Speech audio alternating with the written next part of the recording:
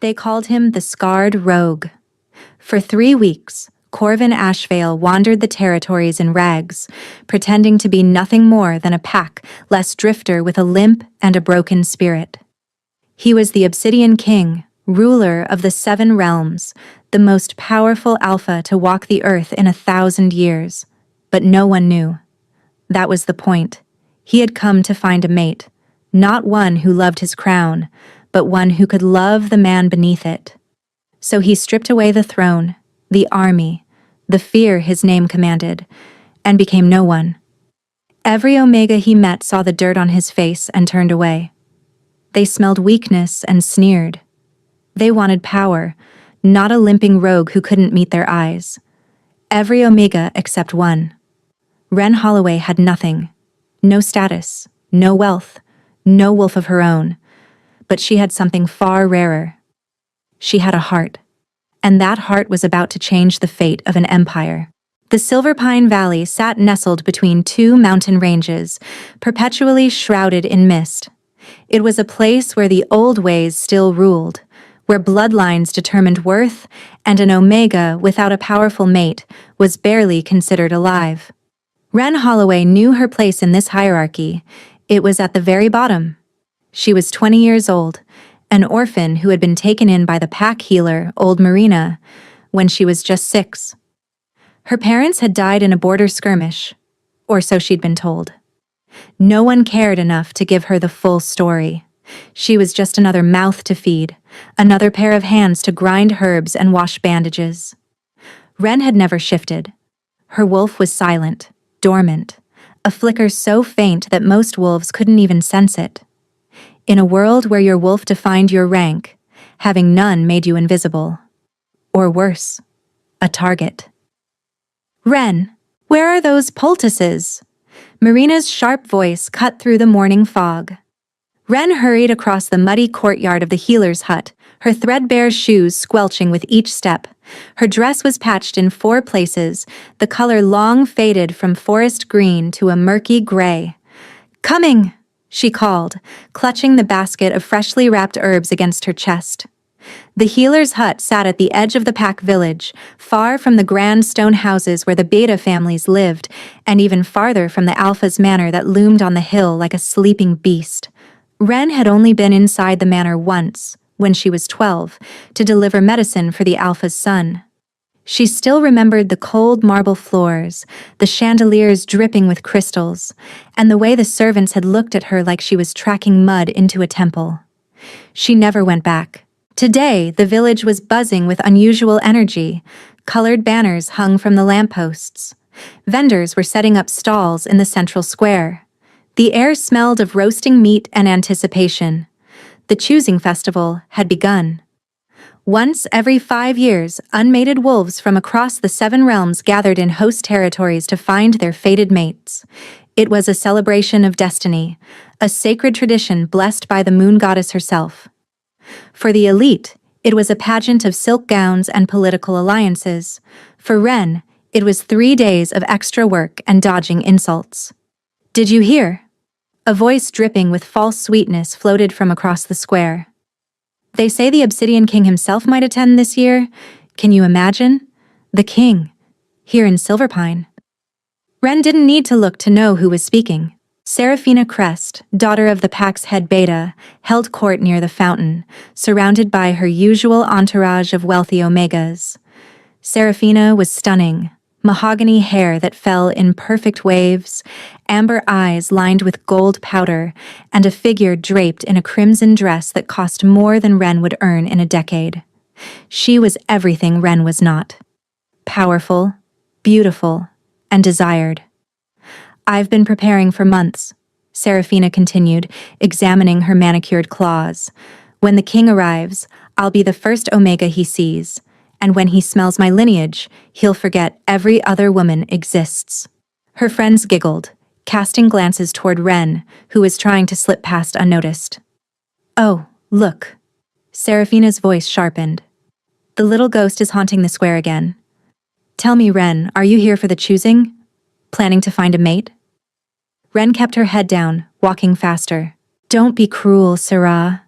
Another Omega, Opaline March said with mock sympathy. She doesn't even have a wolf. What alpha would want a broken vessel? She'd be better off mating with the livestock. Laughter erupted from the group. Wren's cheeks burned, but she didn't respond. Words were weapons she couldn't afford to wield. One wrong look at a beta's daughter and she'd be thrown out of the pack entirely. She reached the edge of the square when Seraphina's voice rang out one last time. Stay away from the festival grounds, Ghost. The king is coming, and we don't want him thinking Silverpine keeps defective strays. Wren's hands trembled around her basket. She didn't belong here. She knew that. But somewhere deep inside, in a place she barely acknowledged, a tiny ember of hope still burned. Maybe, just maybe, the moon goddess hadn't forgotten her. But hope was dangerous in Silverpine Valley, and Wren was about to discover just how dangerous. The forest behind the healer's hut was Wren's sanctuary. When the whispers became too loud and the stares too sharp, she would slip between the ancient pines and lose herself among the moss-covered stones and trickling streams. The wolves of Silverpine rarely ventured this deep. They considered it beneath them, a wild place with no status to offer. That was precisely why Wren loved it. She was gathering moon petal blossoms near the creek when she heard it. A low groan, almost swallowed by the wind. Wren froze, her fingers still wrapped around a delicate stem. The sound came again, weaker this time, somewhere to her left. She should have run. Every instinct told her that unknown sounds in the deep woods meant danger.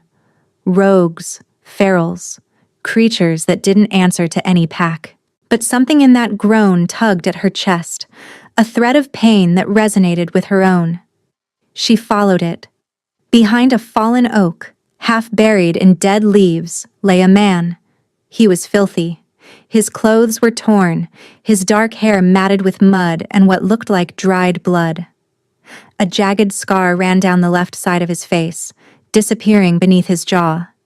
His right leg was bent at an awkward angle, and his breathing was shallow, labored. A rogue. Packless. Worthless. Wren's logical mind screamed at her to leave. Helping a rogue was forbidden. If anyone found out, she would be punished. Or worse, cast out to become a rogue herself. But then he opened his eyes. They were the color of a winter storm. Gray with flecks of silver, filled with pain, but also something else. Surprise. As if he hadn't expected anyone to find him. As if he hadn't expected anyone to care. Please, he rasped, his voice barely a whisper. Water. Wren's hands moved before her mind could stop them. She pulled the water skin from her basket and knelt beside him, lifting his head gently and pressing the opening to his cracked lips. He drank desperately, his throat working, his eyes never leaving her face. You're hurt, Wren said softly, assessing the wound on his leg. It wasn't broken, but something had slashed deep into the muscle. Infection was already setting in, the skin around the gash an angry red. This needs treatment. I can help, but I need to bring supplies. Can you stay here until nightfall?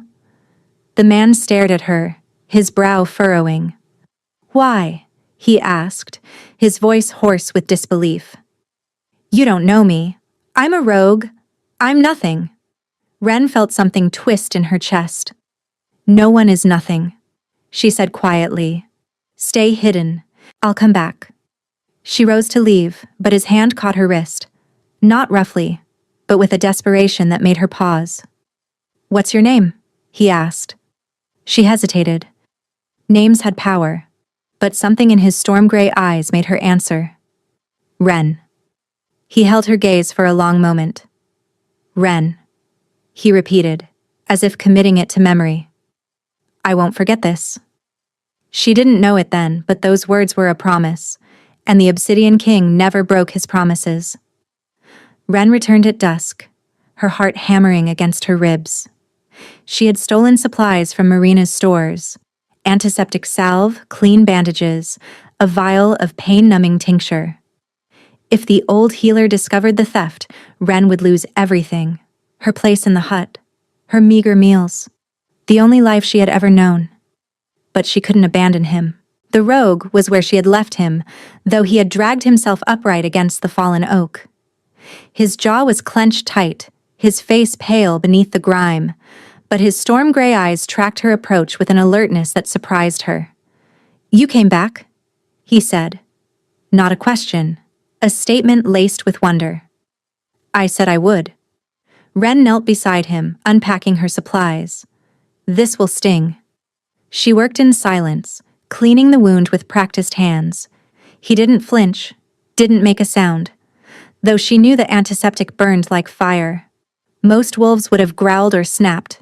He simply watched her, studying her face as if she were a puzzle he couldn't solve. "The others in your pack," he said finally. "Do they know you're here?" "No." Ren wrapped the bandage tight. "And they can't. Helping a rogue is forbidden. Then why risk it?" She paused, her fingers resting on the clean white linen.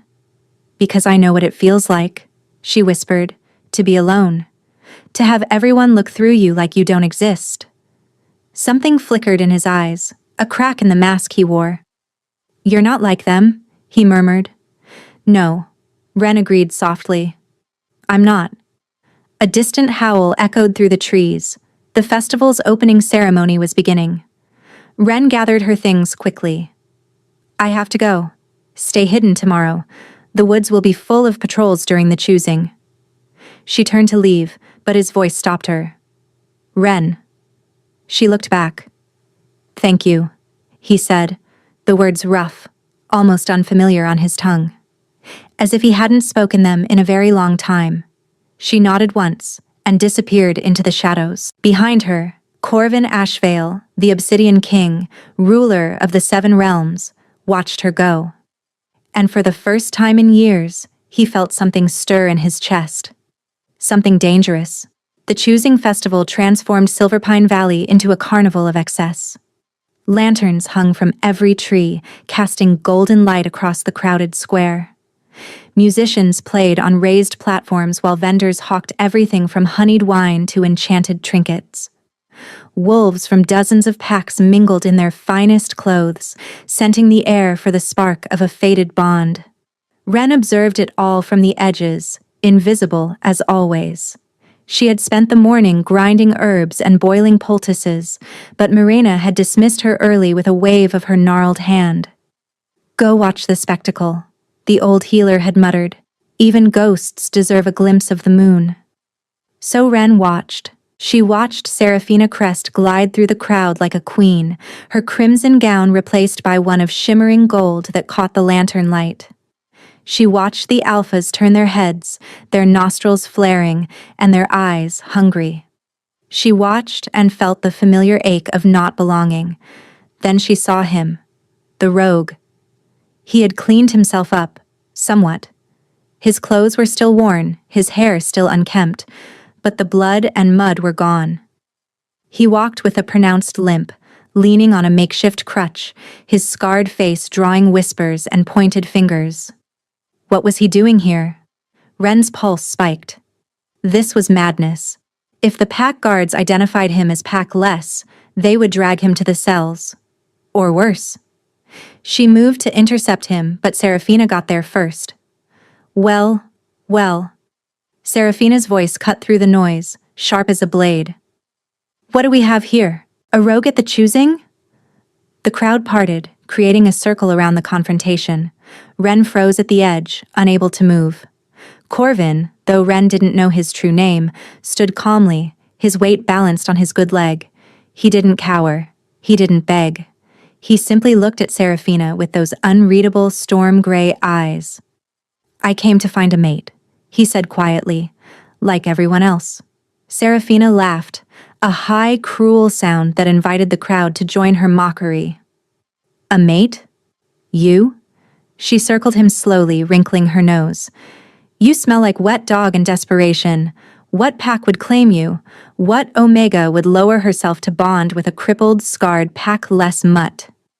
"Sarah, don't waste your time," Opaline called from the crowd. "He's not worth the breath." But Seraphina was enjoying herself. She reached out and flicked his torn collar with her manicured claws. "Let me make this clear, rogue. No Omega here will touch you. You have no name, no lineage, and no power. You are nothing. She leaned closer, her voice dropping to a venomous whisper. The moon goddess herself has rejected you. Take your limp and crawl back to whatever hole you came from. A murmur of agreement rippled through the crowd. Other Omegas nodded, sneering. Alphas crossed their arms, dismissing him with cold eyes. Corvin's expression didn't change, but Ren saw it. A flicker of something deep beneath the surface. Not hurt. Something older. Something patient. He turned away from Seraphina without a word and began to limp toward the edge of the square. The crowd parted like he carried disease. Ren's feet moved before her mind could stop them. Wait. Her voice was small, but in the sudden silence, it carried. Every head turned. Seraphina's eyes widened, then narrowed into slits. Ren stepped out of the shadows, her patched dress a stark contrast to the glittering gowns around her. Her cheeks burned under the weight of 500 stares, but she forced herself forward until she stood beside the rogue. You shouldn't be alone, she said softly, her eyes meeting his. Not tonight. The silence was suffocating. Then Seraphina's laughter shattered it. Oh, this is precious. The ghost and the mutt. Two broken things finding each other. She clutched her stomach, tears of mirth glistening in her eyes. Go ahead, Ren. Claim him. You deserve each other. A wolf less freak and a pack less cripple. What a legacy you'll build. The crowd erupted in laughter. Ren's hands trembled, but she didn't move. She stood beside him, her chin raised, her heart pounding so loud she was sure everyone could hear it. Corvin looked at her. The mask cracked again, just for a moment, revealing something raw beneath. You don't have to do this, he murmured, low enough that only she could hear. Walk away. Save yourself the humiliation. No, Ren whispered back. I don't abandon people. Something shifted in his gaze. The storm clouds parted, and beneath them, she glimpsed fire. Remember this moment, he said, his voice strange, almost prophetic. Remember who stood with you, and who stood against you. Before Ren could ask what he meant, a trumpet blared from the Alpha's manor on the hill. The crowd turned. The Alpha is summoning everyone to the Great Hall, someone shouted. There's an announcement about the king's arrival. The festival-goers surged toward the manor, dragging their attention away from the ghost and the mutt. But Ren saw Corvin's eyes lift toward the manor, and for the briefest second, a smile, cold, knowing, dangerous, crossed his scarred face, and a chill ran down her spine. The great hall of Silverpine Manor blazed with candlelight. Ren had never seen so many powerful wolves in one place. Alphas from 6 different territories stood in clusters, their auras pressing against each other like tectonic plates. Betas lined the walls, tense and watchful. And at the center of it all, on a raised dais, stood Alpha Rendrick Vane, ruler of Silverpine, his silver hair slicked back and his cold blue eyes surveying his domain. Ren slipped inside through a servant's entrance, pressing herself against the back wall. She shouldn't be here. Omegas without status weren't permitted at formal gatherings. But something compelled her to follow, an invisible thread tugging at her chest. She scanned the crowd for the rogue, but couldn't find him. Honored guests, Alpha Rendrick's voice boomed across the hall. I have received word that His Majesty, the Obsidian King, will grace our territory tomorrow at dawn. This is a tremendous honor for Silverpine.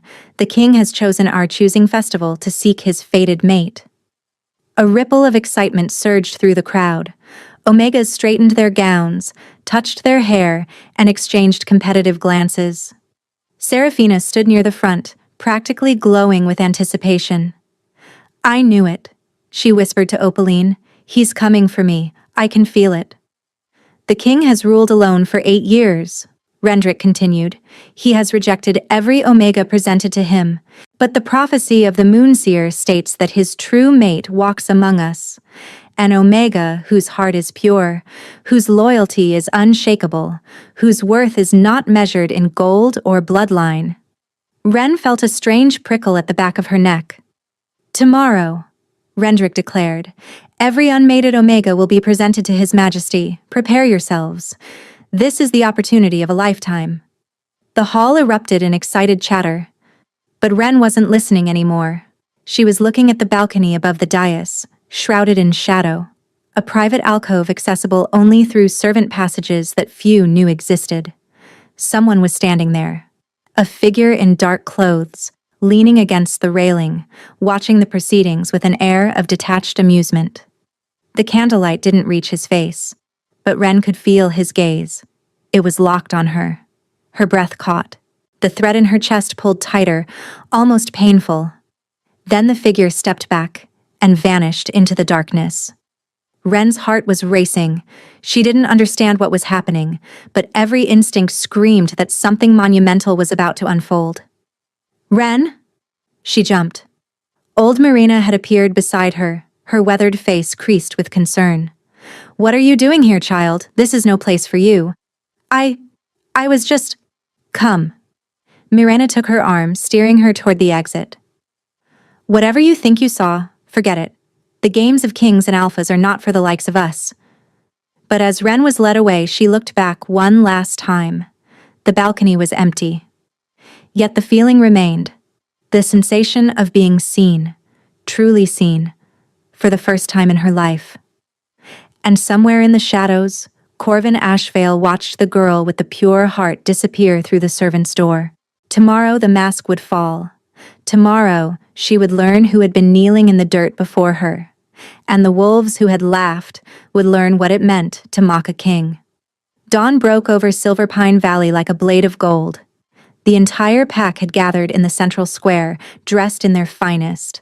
A ceremonial carpet of deep purple had been rolled from the main gate to a raised platform where Alpha Rendrick stood, flanked by his betas.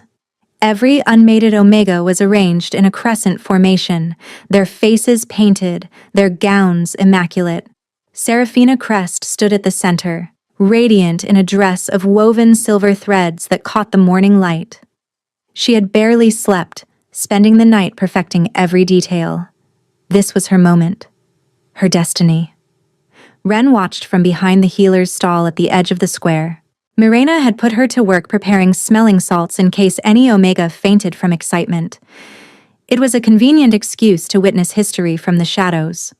But Ren's eyes kept drifting to the forest edge, searching for a limping figure that never appeared. Where was he? Had he fled in the night? Had the guards found him? A horn sounded, 3 long blasts that silenced the crowd. "His Majesty approaches," a herald cried. The main gate swung open. A column of riders entered first, warriors in black armor astride massive war horses, their faces hidden behind obsidian visors.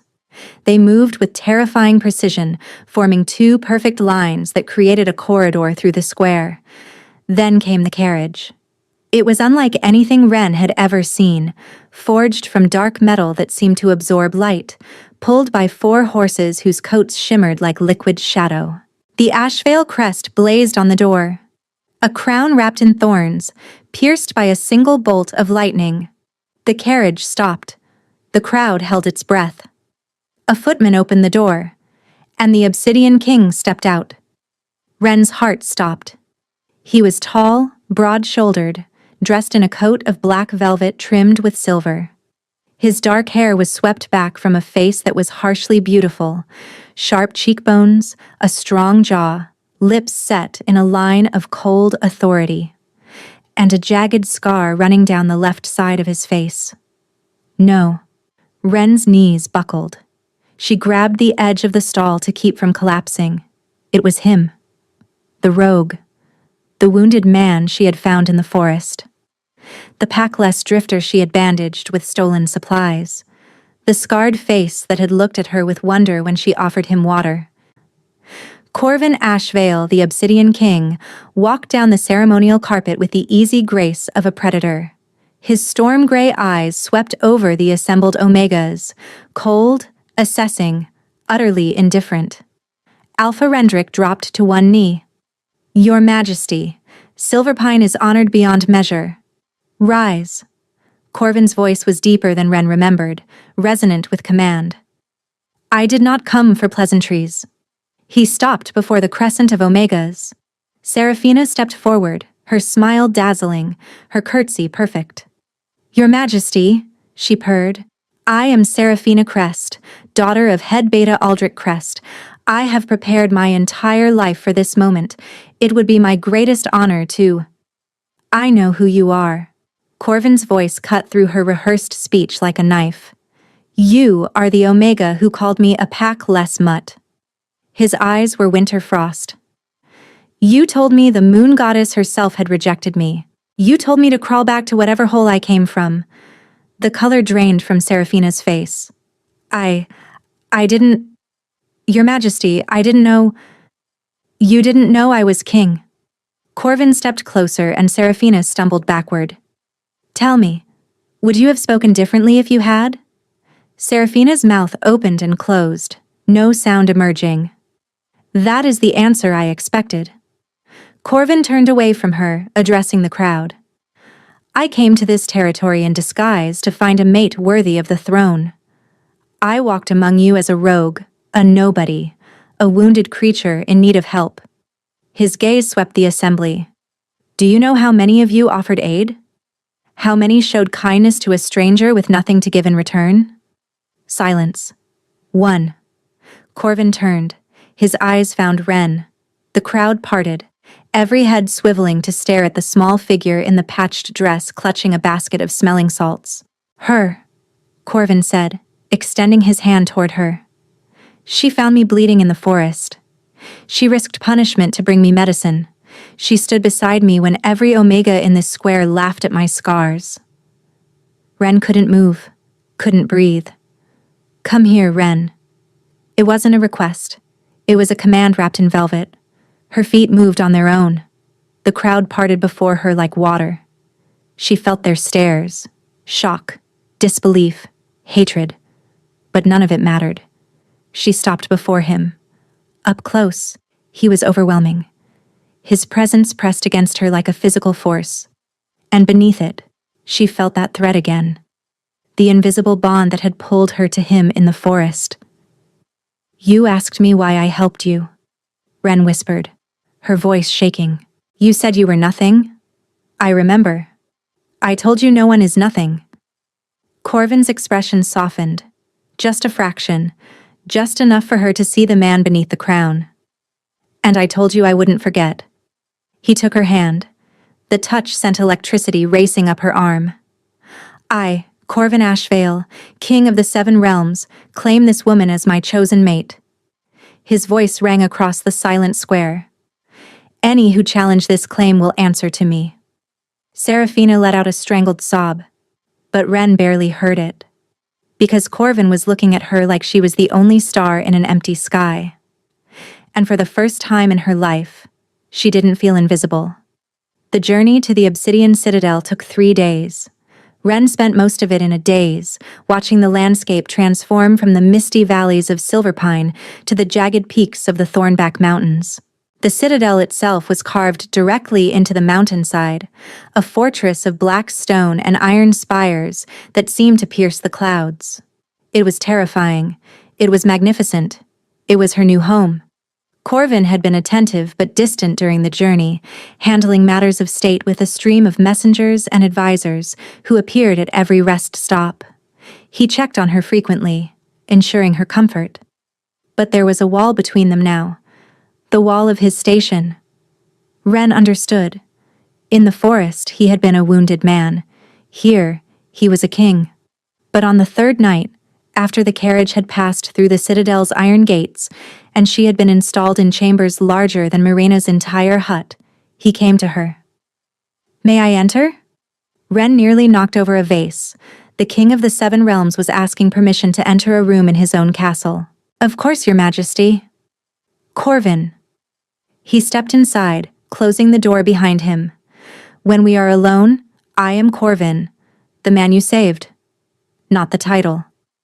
Ren nodded, her throat tight. He crossed to the window, looking out at the moonlit mountains. The firelight cast dancing shadows across his scarred face. You have questions, he said. Ask them. Where do I begin? Ren thought. She settled on the most pressing one. Why me? You're a king. You could have any Omega in the Seven Realms.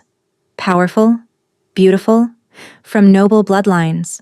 Why choose a wolf-less orphan who scrubs bandages for a living? Corvin turned to face her. Because I have spent 8 years meeting those Omegas. They smile and curtsy and tell me what they think I want to hear. They see the crown, the power, the alliance my mate would bring to their family. His jaw tightened. Not one of them ever saw me. He walked toward her slowly, stopping an arm's length away. In that forest, you looked at a scarred, filthy rogue with nothing to offer, and you saw a person worth saving.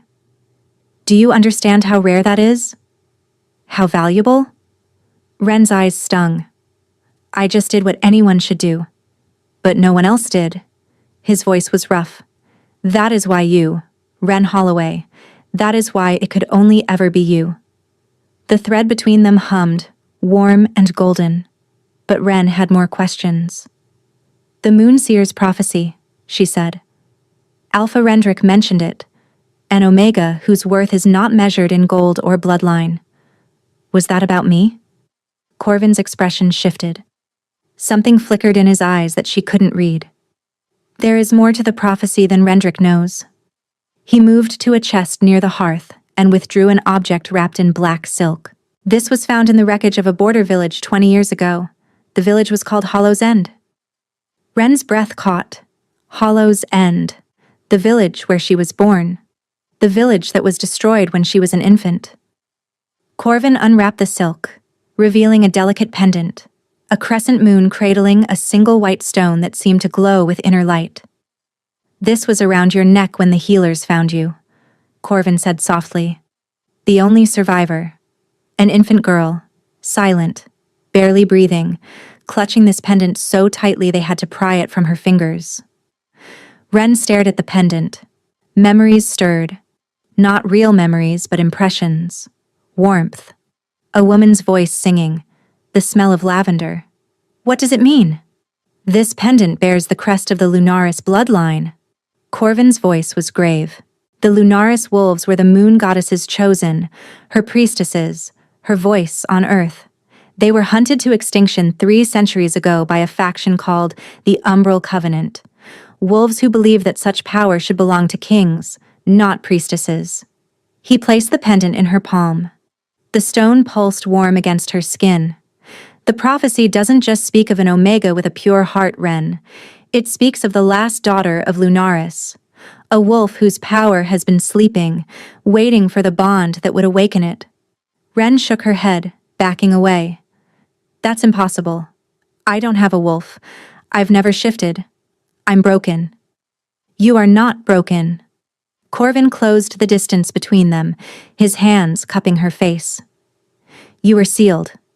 Your mother placed a powerful seal on your wolf to hide you from the Covenant. But the seal alone wasn't enough. The old Alpha of Silverpine, Rendrick's predecessor, knew what you were. He ordered Wolf's Bane added to your food in small doses, reinforcing the seal, keeping your wolf in a coma. That's why you were weak. That's why you never shifted. Ren's mind reeled. Marina, she breathed. She knew? All this time? Corvin nodded slowly. Marina was a healer in Hollow's End. She was the one who smuggled you out during the attack, kept you hidden among human villages for years.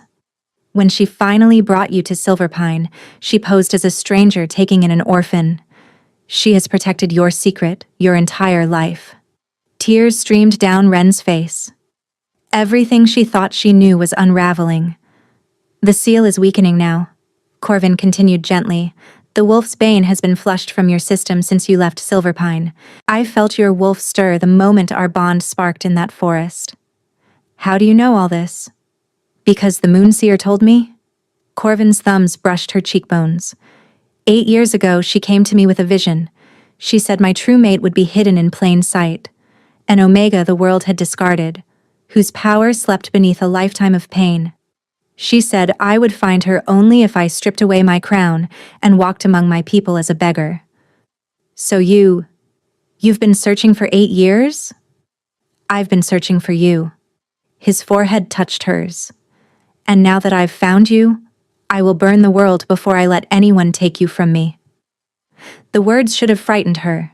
Instead, they made her feel something she had never felt before. Safe. But the moment shattered. A knock thundered against the door. Your Majesty. A guard's voice, urgent. Forgive the intrusion, but there's been a breach. Someone has infiltrated the Eastern Tower. They're demanding an audience. Corvin pulled back, his expression hardening into the mask of a king. Who? She claims to be an emissary from Silverpine, Your Majesty. She says she has evidence that the Omega you claimed is a fraud and a traitor. Ren's blood turned to ice. Corvin's eyes met hers, steady, reassuring. Stay here, he commanded. Do not open this door for anyone but me. He strode out, and the door locked behind him. Ren stood alone in the firelight, clutching the pendant of her ancestors. The wolves of Silverpine weren't finished with her. And somewhere in the darkness of the citadel, Seraphina Crest was sharpening her claws. The throne room of the Obsidian Citadel was a cavern of black marble and iron chandeliers. Ren had been summoned at dawn, escorted by 2 silent guards who refused to meet her eyes. She wore a gown of deep blue velvet, a gift from Corvin's household staff, but she felt like an imposter wrapped in silk. The room was packed. Nobles from across the 7 realms lined the walls, their faces hungry for scandal. At the far end, Corvin sat upon the obsidian throne, his expression unreadable. And standing before him, dressed in traveling clothes but radiating triumph, was Seraphina Crest. Ah, there she is. Seraphina's smile was poison dipped in honey. The little fraud herself. Ren's escorts brought her to the center of the room, then stepped back, leaving her exposed. You summoned me, Your Majesty. Ren kept her voice steady, though her knees trembled. Corvin's gaze was cool, distant. The warmth from last night had vanished completely. Seraphina Crest has brought serious accusations against you, he said, his tone formal. She claims you orchestrated our meeting in the forest, that you knew my identity and manipulated events to ensnare me. Ren's stomach dropped. That's a lie. Is it? Seraphina stepped forward, producing a folded letter. I have here a statement from old Marina, the healer of Silverpine. She confesses that she told Ren of Your Majesty's disguised arrival days before the festival. She admits that Ren stole supplies specifically to stage a rescue. The crowd murmured. Ren felt the floor tilt beneath her. Marina would never. She signed it herself. Seraphina handed the letter to a court official, who examined the seal and nodded. The evidence is clear, Your Majesty. This Omega deceived you. She is no destined mate. She is a common schemer who saw an opportunity and seized it. Ren looked at Corvin. His face was stone. What do you have to say, Ren Holloway? His voice held no warmth, no recognition of the man who had touched her face and vowed to burn the world for her. This is a test, she realized. He's watching how I respond. Or maybe it wasn't a test. Maybe he believed Seraphina. Maybe the tender moments had been her imagination, and she was just a fool who had dreamed too big. Either way, she would not grovel. I did not know who you were, Ren said, her voice clear despite her fear. When I found you in the forest, you were a wounded stranger. I helped you because you were suffering, not because I expected anything in return. Convenient words, Seraphina sneered. I have no proof, Ren continued, ignoring her. I have no noble witnesses, no signed documents, and no powerful family to vouch for my character. All I have is the truth. She met Corvin's eyes. I saw a man in pain, and I chose compassion over self-preservation. If that makes me a fraud, then condemn me. But I will not confess to a lie to save myself. Silence hung in the air. Corvin stood. The entire room tensed. He descended from the throne, his boots echoing on the marble, and stopped directly in front of Ren. His storm-gray eyes searched her face. Seraphina, he said, without looking away from Ren. "Where did you obtain this letter from Marina?" I traveled to Silverpine and— "You arrived at this citadel less than 12 hours after we did." Corvin's voice was soft, dangerous. "Silverpine is a 3-day journey. How did you acquire a signed confession in that time?" Seraphina's composure cracked. "I sent a messenger ahead." "A messenger who returned with a signed document before you even departed?" Corvin turned now, and his gaze was a blade. "You forged this letter. You fabricated evidence to destroy an innocent woman because your pride could not accept that a king chose someone other than you." "No, Your Majesty, Guards!" Corvin's voice was ice. "Seize her!" 2 armored figures stepped forward, gripping Seraphina's arms. She struggled, her face contorted with fury. "You can't do this! My father is head beta of Silverpine. This is an outrage!" "Your father's rank means nothing in my kingdom." Corvin returned to the throne but remained standing. "Seraphina Crest, you are charged with forgery, slander against the crown's chosen mate, and contempt of royal authority. You will be held in the Eastern Tower until your trial." As the guards dragged her away, Seraphina's eyes locked onto Ren with pure hatred. "This isn't over," she hissed. "You think you've won? You're nothing. A wolf-less ghost playing dress-up. When the Umbral Covenant learns what you are, they'll tear you apart, and I'll be there to watch." The doors slammed shut behind her. The throne room buzzed with shocked whispers, but Ren barely heard them. Her mind was stuck on 3 words. Umbral Covenant, the faction that had hunted the Lunaris bloodline to extinction. Corvin stepped down from the dais and took her hand. His mask had fallen away, replaced by concern. "Breathe," he murmured. "You did well." "She knows," Ren whispered. "About my bloodline.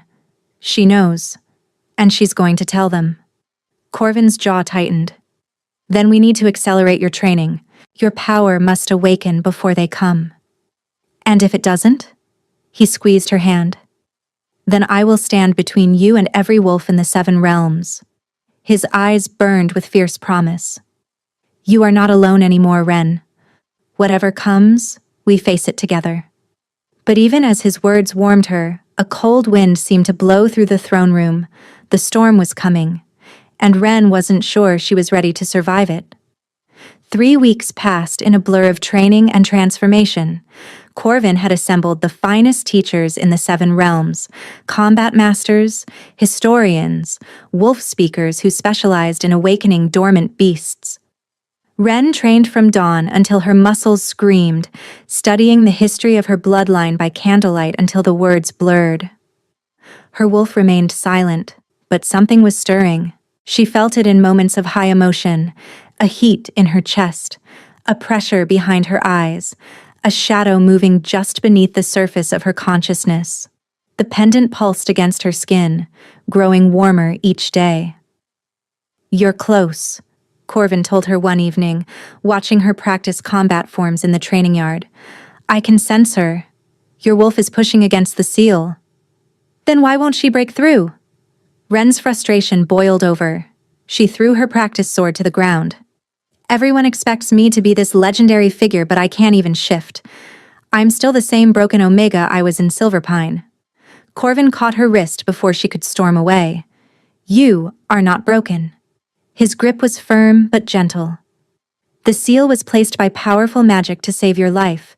It will not shatter from training drills. It will break when the moment demands it, when your wolf has no choice but to emerge.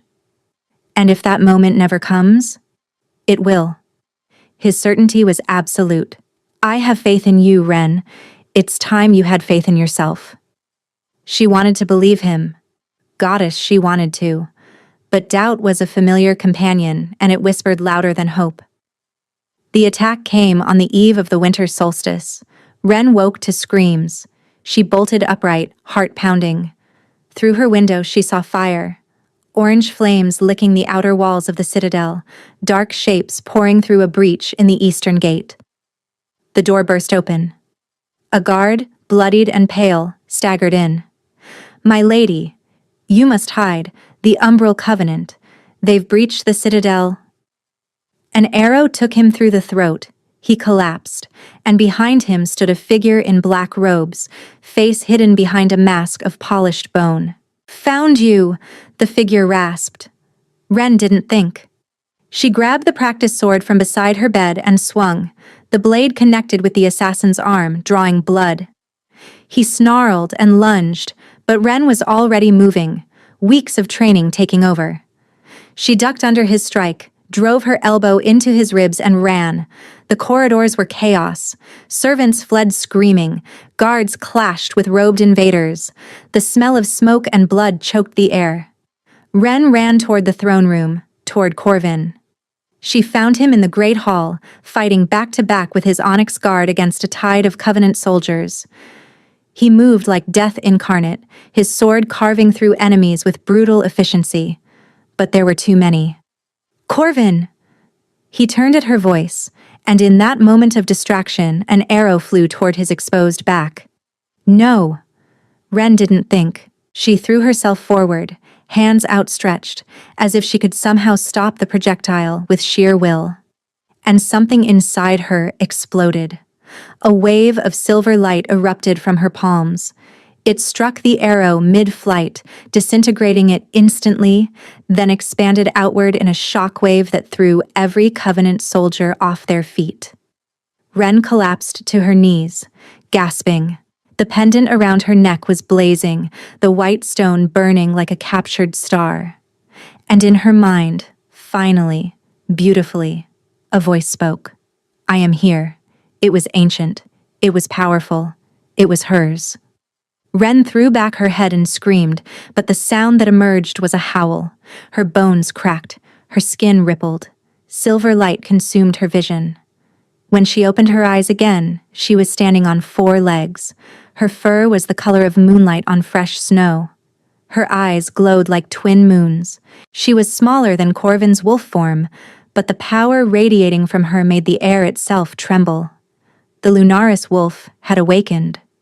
The remaining Covenant soldiers froze, staring at the creature that had emerged from the slight woman they had come to kill. Corvin shifted beside her, his wolf form massive and black as midnight. He pressed his flank against hers, not in dominance, but in partnership. Together, his voice echoed in her mind through the mate bond. Together, she agreed. They attacked. The battle was swift and brutal. The Covenant soldiers, prepared to face a dormant Omega and a distracted king, were utterly unprepared for 2 apex predators fighting in perfect synchrony. Ren moved on instinct, her wolf guiding her, centuries of ancestral knowledge flowing through her veins. When the last enemy fell, silence descended on the Great Hall. Ren shifted back, collapsing against a pillar, her body trembling with exhaustion. Corvin was beside her instantly, wrapping his coat around her naked form. "You did it," he breathed, awe and pride blazing in his eyes. "Ren, you were magnificent." She laughed weakly, tears streaming down her face. "I heard her, my wolf. She's been there all along, waiting for me." "I told you." He pressed his forehead to hers. "I told you to have faith." But their reunion was interrupted by a slow, mocking applause. They turned. Seraphina Crest stood in the doorway of the Great Hall, flanked by 3 robed figures. But she had changed. Her eyes were black, completely black, and dark veins crawled up her neck like vines of corruption. "Beautiful," Seraphina said, her voice echoing with unnatural resonance. The little ghost finally found her bark. "But you're too late." "Seraphina." Corvin rose, placing himself between her and Ren. "How did you escape the tower?" "Escape?" Seraphina laughed, the sound fractured and wrong. "I was never your prisoner, Your Majesty. I was your distraction." She raised her hand, and the robed figures behind her pulled back their hoods. Ren's blood froze. They were Covenant high priests, but worse than that, one of them held a struggling figure in his grip. Old Marina. "No," Ren whispered. "The healer was easy to find," Seraphina said casually. "She knows so much about you, Ren, about your parents, About the night Hollow's end burned. Her black eyes glittered. Did you know your mother was the one who placed the seal on your wolf? She used her own life force to hide you, touching really, and utterly pointless. Let her go, Corvin commanded, his voice shaking with barely restrained fury. Oh, I will. Seraphina smiled, a terrible thing on her corrupted face. After Ren comes with us. The Covenant has waited 3 centuries to extinguish the Lunaris bloodline. We're not leaving without our prize. She snapped her fingers. One of the priests pressed a blade to Marina's throat. Choose, little wolf, Seraphina said sweetly, your freedom or her life. You have 10 seconds. Ren looked at Corvin. She looked at Marina, the woman who had raised her, fed her, given her the only home she had ever known. There was no choice. I'll go, Ren said. Ren, no. Corvin grabbed her arm. I won't let her die for me. Ren pulled free, tears burning her eyes. I won't.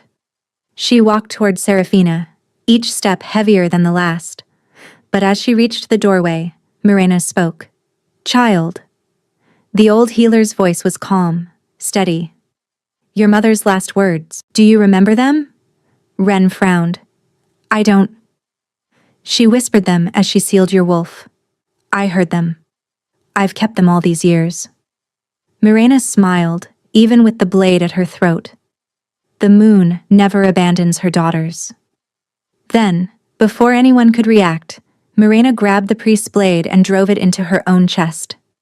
No! Ren screamed, and the world turned white. The power that erupted from Ren was not a wave. It was a cataclysm. Silver fire exploded outward, consuming everything in its path.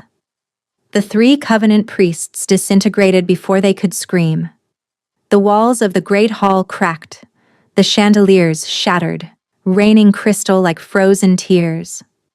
Seraphina was thrown backward, her corrupted body slamming against a pillar.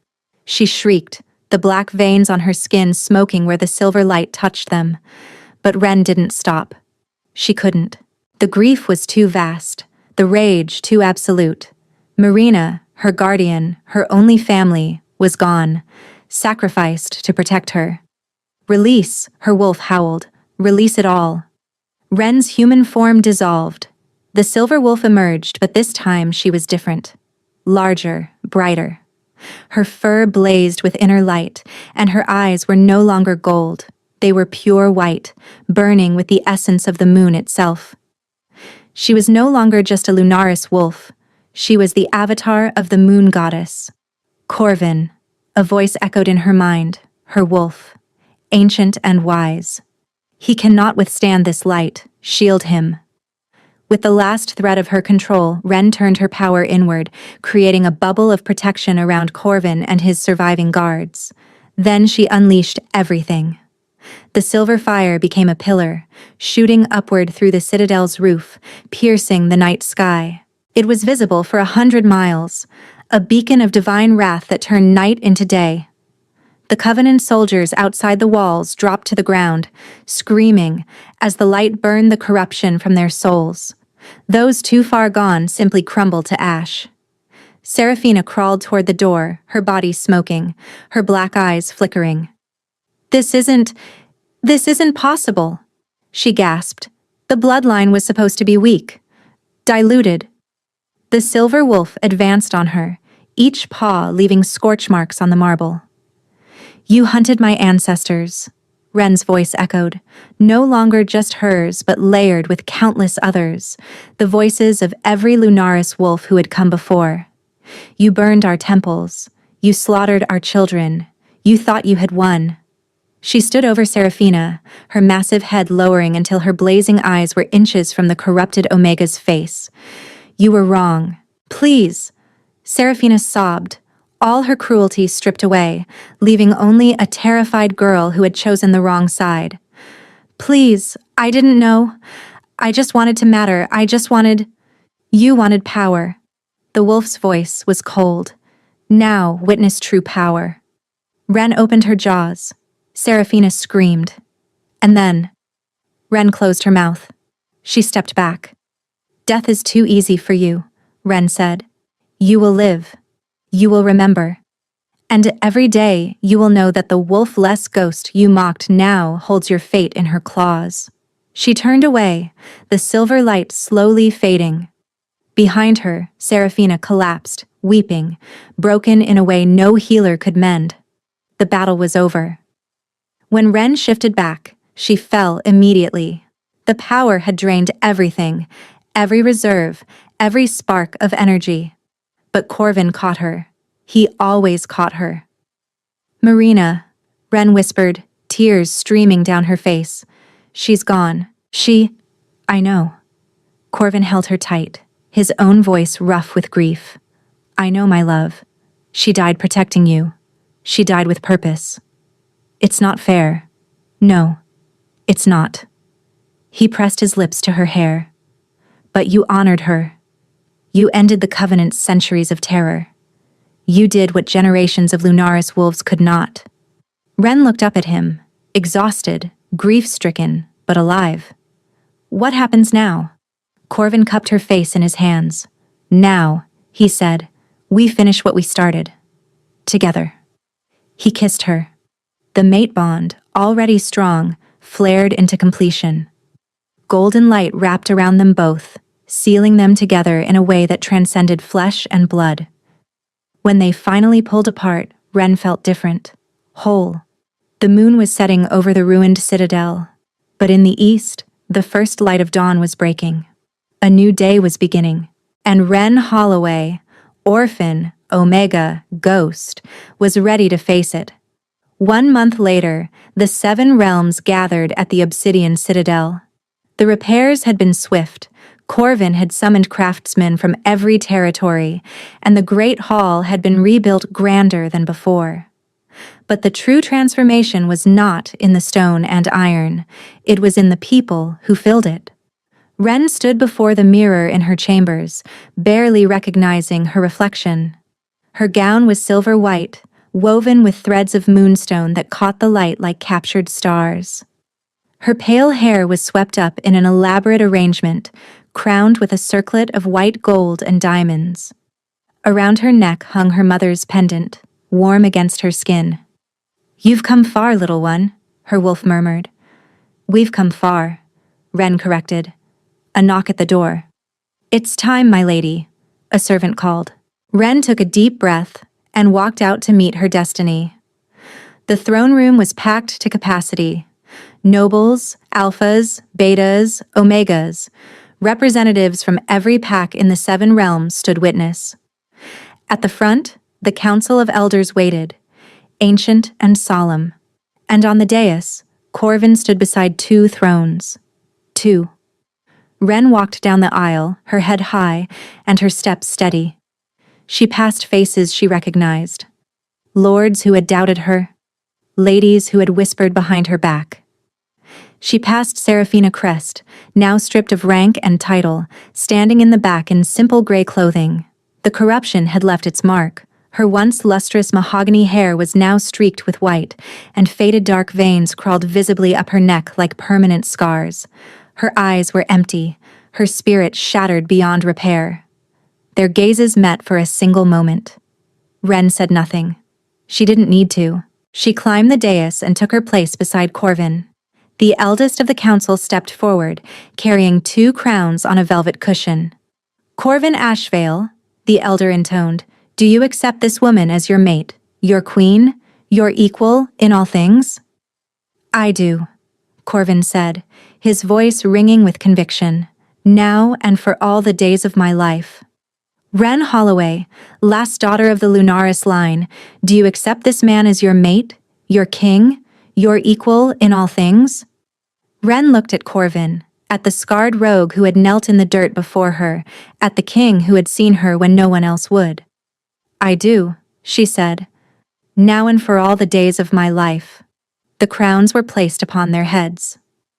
Rise, the elder commanded the assembly. Rise and greet your king and queen. The crowd rose. The cheers were deafening. But Ren only heard one voice. I love you, Corvin murmured, his hand finding hers.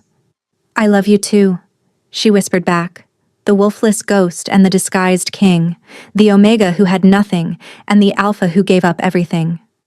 They had found each other in the mud and the blood and the darkness, and now they would rule the 7 realms together. The moon never abandons her daughters.